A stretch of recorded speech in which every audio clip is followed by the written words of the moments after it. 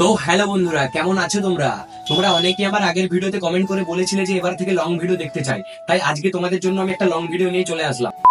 তো আজকের লং ভিডিওটা বানাবো একটা বড় সড়ো প্র্যাঙ্ক দিয়ে। প্র্যাঙ্কটা হবে এই প্লাস্টিকের সাপটা দিয়ে। এটা নিয়ে গিয়ে সবাইকে ভয় দেখাবো, দেখি কে কে ভয় পায়। আর তোমরা যদি আমার চ্যানেলে নতুন হয়ে থাকো তো চ্যানেলটাকে সাবস্ক্রাইব করে দিও, আর ভিডিওগুলো যদি ভালো লাগে থাকে তো লাইক কমেন্ট শেয়ার করে দিও। চলো আর বেশি দেরি না করে ভিডিওটা শুরু করা যাক। তো গাইস, আমি এই দোকানটা বন্ধ করে জাস্ট বাড়ির দিকে আসলাম, আর এইদিকে এসে দেখি ঋষি এখানে কিছু একটা করছে। চলো ঋষিকে প্রথমে ভয় খাওয়ানো যাক। তো গাইস, এইদিকে দেখো আমার হাতে সাপটা আছে, আর আমি জুতোগুলো খুলে যাই, না হলে ঋষি হয়তো বুঝতে পেরে যাবে। আস্তে আস্তে গিয়ে দেখি ওখানে ফোনটা সেট করবো, যদি সেট করতে পারি তারপরে দেখাবো। তো চলো প্রথমে আমি ফোনটা সেট করে নিব, এখনো পর্যন্ত বুঝতে পারি না, কিছু একটা তো করছে। ঋষি কি করছিস ভাই? এই তো তাল দুধ খাচ্ছি। তোরা এখন ডাকছো বলে তোরা বিশাল ভিআইপি, কিন্তু একটা আমাকে দে। কোথায় আর পাবি রে এত ভিআইপি হতে? এটা আছে, তুই যে আমাকে দিচ্ছিস ওটা আছে? এটা খাই।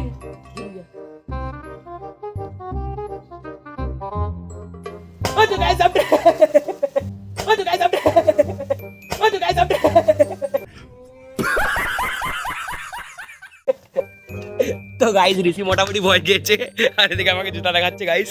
তো চলো এরপরে পরের প্ল্যানটা ঋষিকেও নেওয়া যাক, অন্য কাউকে ভয় খাওয়া। ঋষির অবস্থা দেখো এইদিকে।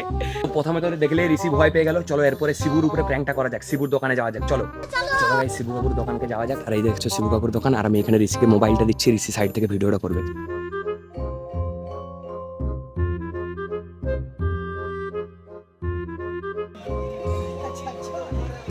কলমগুলো কি দাম আছে ভাই?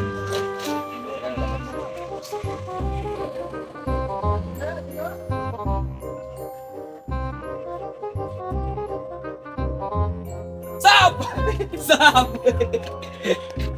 তো গাইস হলো না, ও বুঝতে পেরে গেছে আগের থেকে এটা প্লাস্টিকের সাপ। প্র্যাঙ্কটাকে না আনসার। তো গাইস, আজকের প্র্যাঙ্কটা এই দুজনের উপর দিয়ে করলাম, আর বেশি জনের উপরে করলাম না, না হলে এরপর আমাকে লোক লাত মারবে। তো আজকের প্র্যাঙ্কটা তোমাদেরকে কেমন লাগলো আমাকে একটু কমেন্ট করে জানিও। আর এরপর থেকে তোমরা যদি এইরকম প্র্যাঙ্ক ভিডিও দেখতে চাও তো আমাকে কমেন্ট করে জানিও। আর ভিডিওগুলো ভালো লাগলে লাইক কমেন্ট শেয়ার তো অবশ্যই করবে, আর পারলে চ্যানেলটা সাবস্ক্রাইব করে দিও।